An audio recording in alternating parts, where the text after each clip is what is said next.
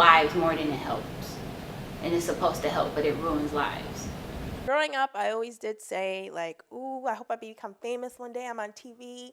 So I always had like this vision of like me being on TV and my mom's like sitting there watching me. She's like, not knowing it's me, but knowing it's I'm her daughter, to see like, wow, you missed out on a lot. Look at like this great woman and what she turned out to be. So, but other than that, I would just, to be honest, I would say thank you.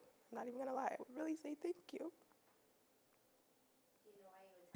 It's just sad. I feel sad for her, and I kind of was mad at her and showed it towards her because I was young at the time and I didn't really understand. But now as I got older, I still love her, and I forgive her because everybody make mistakes.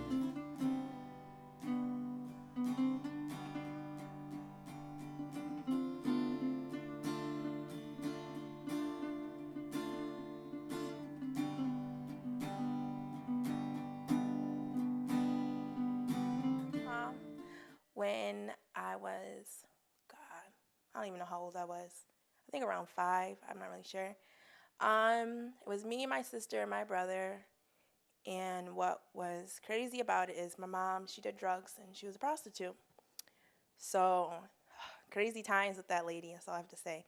So one day she was shooting up and we were sitting, me and my sister, and I had my baby brother in my arms. We were just sitting in the living room and there was a lot of people there. And the next thing we we hear, open up, police, do.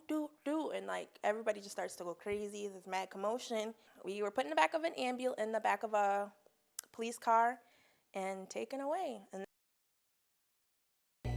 Okay, my name is Richard Good McKnight. I'm 22 years old. I major in social work at Buffalo State College, and I work as a youth coordinator with foster care youth. I knew ever since I was younger that I wanted to be a social worker because the social worker that I had, she didn't really help. So it's like when I told her I had problems and she just like brushed it under the rug. So like the only way to be heard was for me to run away or act bad. And that's when they wanted to give me attention. As I told myself as I got older that I wouldn't be a social worker like that, and I would help kids that's in the same predicament that I was in. The first family I lived with, the family, they were Jehovah's Witnesses. They were an older couple. Their names were, I'm not making it up, George and Martha Washington. It was on the west side of Buffalo on Breckenridge. That's the street we lived on. It was a nice house. It seemed like when we walked in the door, it would have been a perfect place, but it wasn't. The lady, Martha, she had 2 refrigerators. One was locked and one wasn't. And the one that wasn't locked was for her children. We couldn't eat out of that refrigerator. We only could eat out of the one that was locked, and she locked it about 9 o'clock at night.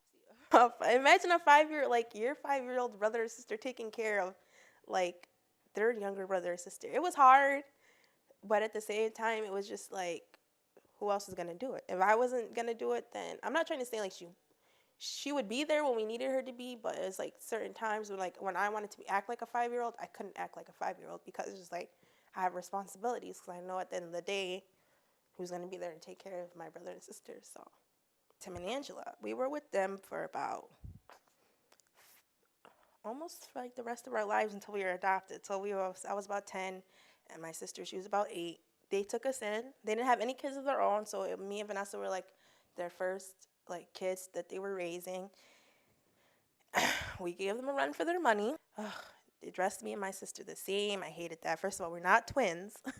So they would dress us the same. They would buy us like some of the same toys for Christmas. Like we actually started to realize what a family was like. And then Angela ended up having her own kid. She ended up having a daughter when we were with her. And I think it was the pressure of raising 3 kids was getting to her. So she ended up, me and Vanessa got put on, they were going to adopt us, but by then they were on their 2nd kid, and they were like, oh, we can't do 4 kids, can't raise 2 babies and have 2 kids growing up. So we ended up being put on the adoption list, and that's when my adoptive mother, Mildred, that's when we first met. Because I remember like late nights in the summertime, and she'd be on the top porch just listening to music and drinking and just talking by herself. And she told me, I'll never forget that. She said, like, she's raped when she was younger, and I guess somebody slipped a Mickey in her drink and stuff, and I guess like her parents died. My grandparents, they died with the year I was born, so I never got a chance to meet her mother and her father. So I guess that played a big role, and she just said she got fed up, and when she left, I'm thinking like, you know, in the morning time, I thought she went grocery shopping, so I didn't want to make a big scene, so I just waited that day. Then the next day, I called her friends and stuff to see like she over there or whatnot, because she didn't come home, she didn't call or nothing. And the last time I saw her was a Christmas in 2003, and I talked to her on the phone, I want to say my freshman year at ACC, and that was like 2008. And I think 2010, I went down there in the summer just like to go find her, because my aunts from Rochester messaged me on Facebook and said, you know, my mom is down here living at YWCA, she's doing good. So I went down there to look for her on the weekend and didn't see her, because I guess she's a wanderer. That's one of the side effects or symptoms from schizophrenic people. So I'm gonna try to go down there again and hopefully find her and stuff. So After our third or fourth visit, like, we were brought onto details about like, oh, when you get adopted, for our adoption, I don't know how everybody else's adoption, but our adoption was we start over from like scratch, like brand new birth certificate, brand new social security card, brand new everything. So we're like, okay. So my adoptive mom was like, well, your last name's gonna be Jackson, so if you guys want to keep your first name, you can. If you don't want to, you could change it however you want to do it. So I remember one day we were sitting with Tim and Angela in the kitchen, me and my sister Vanessa, and we were like, at the time my name was Melinda and her name was Janetta. So then Angela, she's like, oh my God, you should pick Janet. I was like, Janet Jackson? She's like, yeah, you know how cool you'll be? Like, everybody will talk about you in school and all this other stuff. I was like, I guess. So I just went with it. I was like, okay, I'll choose Janet. And then Vanessa at the time, she's like, well, I want to be named Vanessa Williams, blah, blah, blah, because she's like a huge Vanessa Williams fan. So she ended up picking Vanessa. So we ended up being Vanessa and Janet Jackson. I was basically lucky because as I got older, and I was 14, and I was in my third foster home. It wasn't because I was bad and stuff. It was just because I wanted freedom. And the foster home that I was in, they wouldn't like let me try to go outside or nothing. They was basically trying to keep me hostage in the house. And I was telling them, like, I'm not a bad kid. I wasn't going to join a gang or nothing. I just wanted to go outside, you know, be active and play sports. So my caseworker, I would tell her all the time that, you know, the foster home I'm at I'm unhappy, and she would never do anything about it. So one time I just went to school and I just never went back to her house. I spent the night at my friend's house, and she ended up finding me like 2 days later.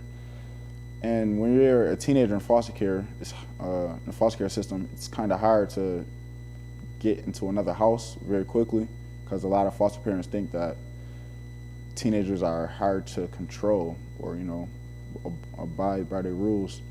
So she ended up putting me in this facility called Hopeville, and I heard of it before. It was an all-girls detention thing for like bad juvenile teenagers and stuff.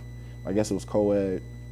And my caseworker, I remember she told me, she's like, you're gonna be there temporarily. It's respite for 2 weeks until we find you another home. And I ended up being there for like 10, 11 months. And I was mad and sad because it felt like I didn't have nobody. I didn't want to go to my aunt or mother's, because they both lived in Rochester, and I wanted to stay in Buffalo because I made friends here. I was going to a good school, high school at the time, and I just wanted to stay in Buffalo. So being in there for 10, 11 months, that just made me look at life different. And I know I was never supposed to be in a detention facility, and I felt like it kind of messed up my high school and stuff. So it just made me look at life different. I know children who were in foster care when I was in foster care, and their parents were way worse than what my mother was. My mother was a drug dealer. She was a drug addict. She didn't sexually abuse us. She didn't physically abuse us. She didn't verbally. We was never neglected. My mother wasn't what those other kids' parents were, but she just let a system take us when she could have fought, and she just chose to give up. I felt she should have fought harder for my brother and I. I felt as though we would have grew up just as good with her.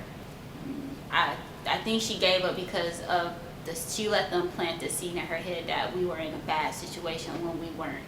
Maybe we were, I don't know, but we weren't, to me. Sometimes I feel like my adoption, I'm not trying to say anything, is like it's just, how to put this, I'm glad I was adopted and everything, but sometimes when I think about stuff, I just be like, what was the point? Like, I feel like sometimes in certain situations, I feel like I put back in the same predicament that I had when I was younger. My sister is like my heart and my soul. If anything's ever happened to me, ever happened to her, or vice versa, I don't think we would know what to do. Like, we've been so close ever since we were little.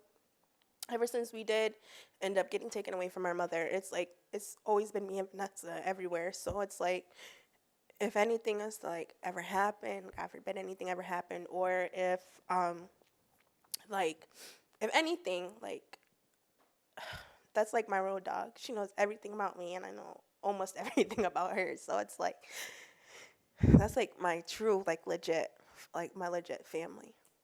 Even though the family adopted me, you could still feel that difference that they're not really your biological family and stuff. And sometimes it just feels like I don't fit in sometimes.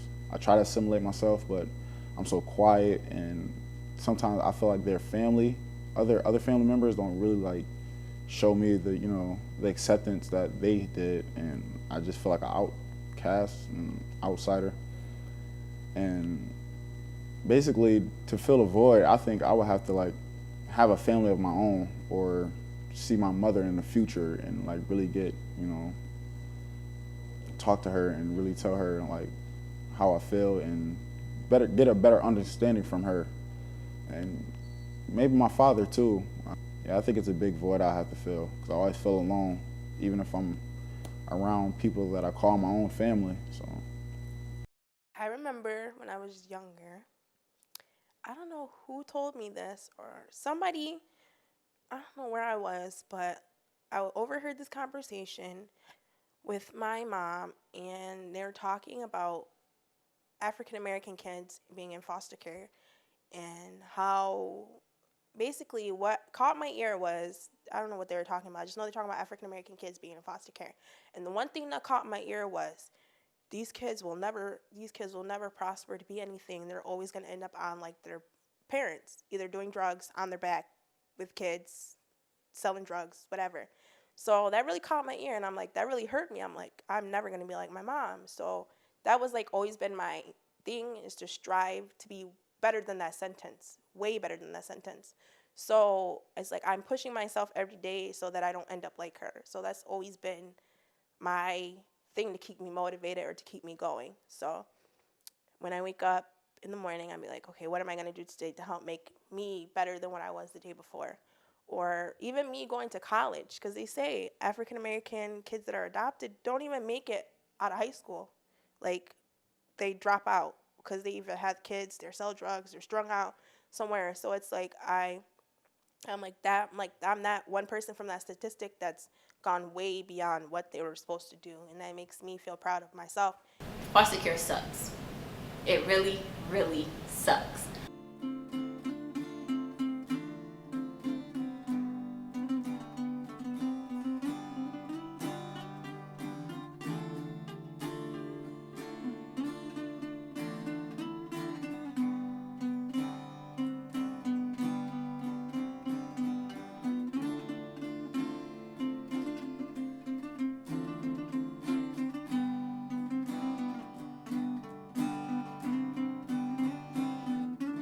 Look, Ma, I made it. It's like